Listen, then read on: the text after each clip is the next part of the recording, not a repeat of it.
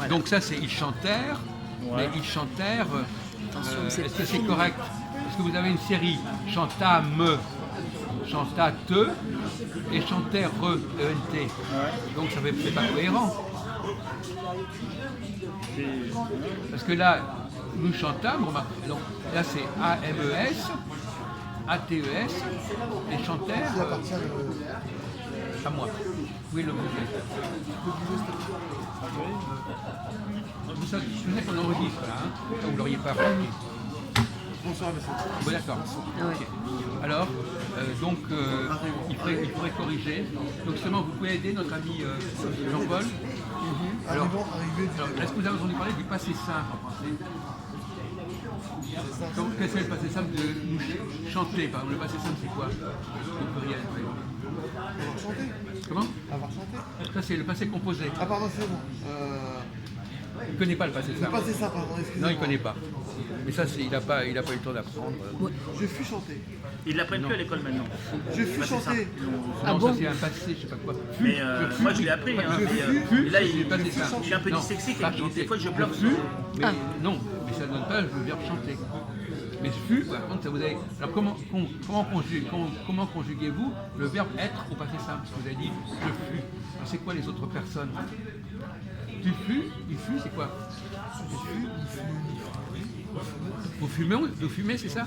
Non mais. Il est fumé lui. Alors comment c'est pour le passé? Excusez-moi, Fur. au fond de... Nous fûmes, nous fûmes, Je me souviens plus. vous Ça me fûtes, revient maintenant. Ouais. Maintenant qu'il- vous fûtes, ils furent. Tu savais, toi? Ouais, non, au départ, il Arrête de m'a- mentir, Non, je sais, arrête de bien sûr. mentir, espèce d'ariole. Mais si, Tu je te rappelles connais plus, pas- tu te mais souviens plus, arrête de Non, ça m'est mentir. revenu. J'ai mis un peu de temps au départ, ça, parce que- Non, ça a été long, ça a été long. Non, pas très long. Ça a été un Mais non, mais oui, enfin, il veut changer la terminaison. Bon, Non mais ça c'est dans un deuxième temps. Dissonance du Tiens. passé simple. Alors, Du j'aimerais passé, savoir du quelle est la présent, question. indicatif. La question c'est une question qui est valable aussi pour le sieur Pic.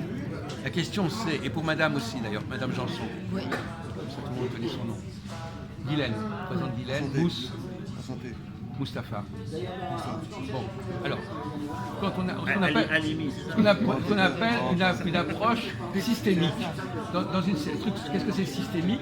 C'est que ce soit cohérent. Oui, forcément. Donc, nous fûmes, d'accord? Vous fûtes, d'accord? Mais ils furent, ENT. ENT, il n'y a pas dans nous fûmes, ça s'écrit ES, vous fûtes ES, tout d'un coup on vous met un ENT. Qu'est-ce qui ne va pas? Comment on pourrait Je sais pas, corriger? ils nous ont appris comme ça, mais maintenant pourquoi, Ah non mais d'accord.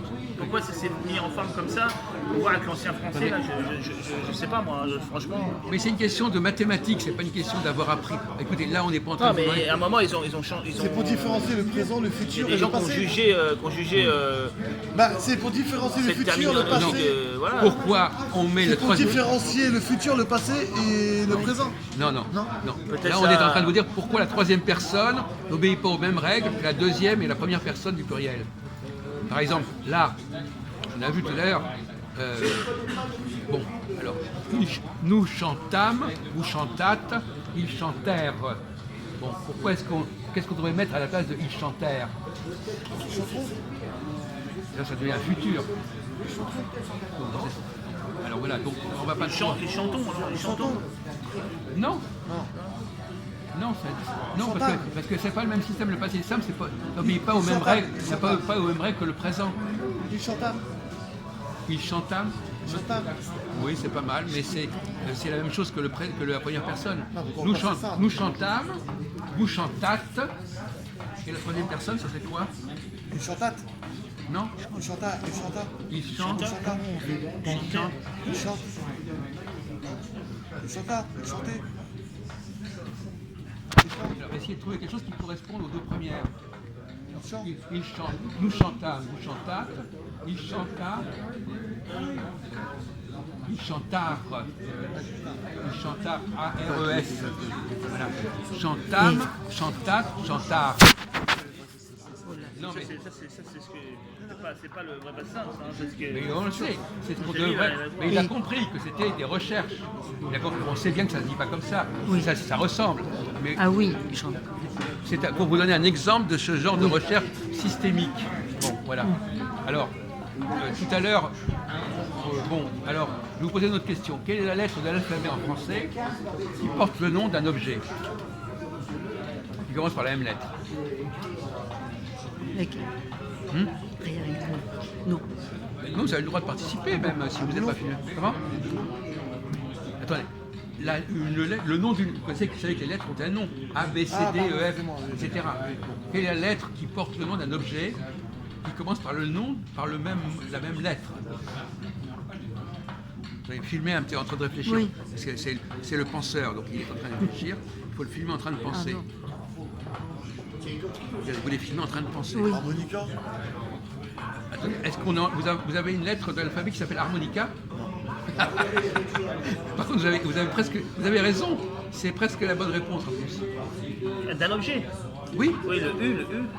Quoi, le U c'est un objet? Oui, vous avez un objet qui s'appelle le U qui sert à attacher. Non, mais c'est parce il ressemble à OU.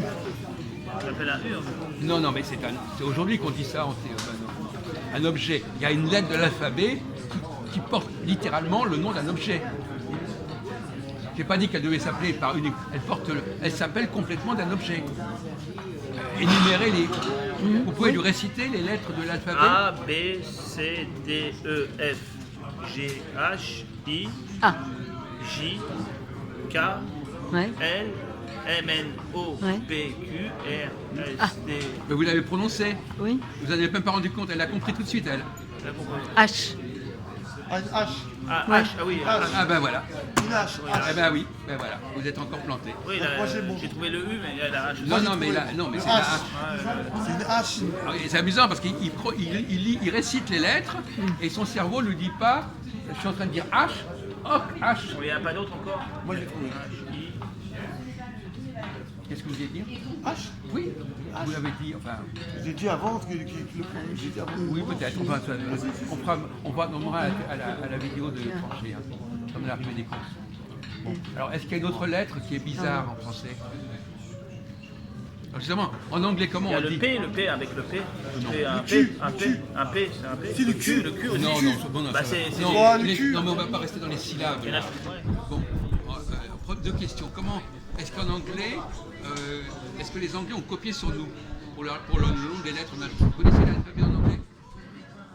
A, B, C, D, W. Comme je suis dyslexique, je vous demande. W. I, F. Bon, c'est trop C'est court. le même que le nôtre, mais avec la prononciation anglaise. Oui, mais alors comme paradoxalement, les Anglais ils disent H. Ils prononcent, ils ont pris notre H. Mais pour eux ça n'a aucun sens parce que c'est pas le même mot. Mais genre, ils disent H quand ils prononcent l'alphabet en anglais, ils disent H. Et il y a une autre lettre en français qui comporte deux consonnes. Dont le nom comporte deux consonnes. Comme H, il y a deux consonnes. H. Bon, on va terminer là-dessus. Alors. Quel est le nom? Donnez-nous une lettre de l'alphabet français qui comporte deux consonnes au lieu d'une.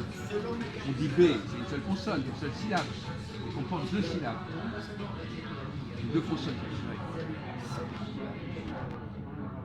Incitez encore une fois, s'il vous plaît. D, E, F, G, H, I, J, K, L, M, N, O, P, Q, R, S, T, Oui. U, V, W, Oui, ensuite. X, Y, Z. Oui. Alors, vous n'avez pas remarqué qu'il y avait une lettre qui comportait deux consonnes? Monsieur. Oui. Voilà. Non, mais effectivement, il fonctionne mieux que nous, là. Z, c'est deux consonnes. C'est pas comme. Lesquelles alors? Comment? Les consonnes qu'il y a dedans alors? Non, mais c'est ce qu'il fallait répondre. Z, vous n'avez pas répondu, vous avez perdu. Z, c'est une. Deux consonnes. Non, Z, ça s'écrit Z, E, D. consonnes. Donc il y a deux consonnes. Alors que P, c'est une seule consonne. Il y a deux consonnes et il y a deux voix. Voilà. Donc vous aviez compris que c'était ça qu'on vous demandait. Alors, bon, maintenant je vais vous demander d'où ça vient, mais c'est notre problème. D'où vient ce Z? Bon, d'accord. Alors, on va peut-être clôturer là-dessus. Le grec. Non, c'est de l'hébreu. L'hébreu, carrément. Ah, je pense que c'était du grec à la base. Non, c'est le tzadé. Ah, Vous connaissez l'alphabet hébraïque? non. Non, mais monsieur. Pas beaucoup. Bon, le tzadé, apparemment, aurait donné le Z. Ah. Parce que le Z s'écrit, quand vous écrivez Z, ça s'écrit exactement comme un tzadé.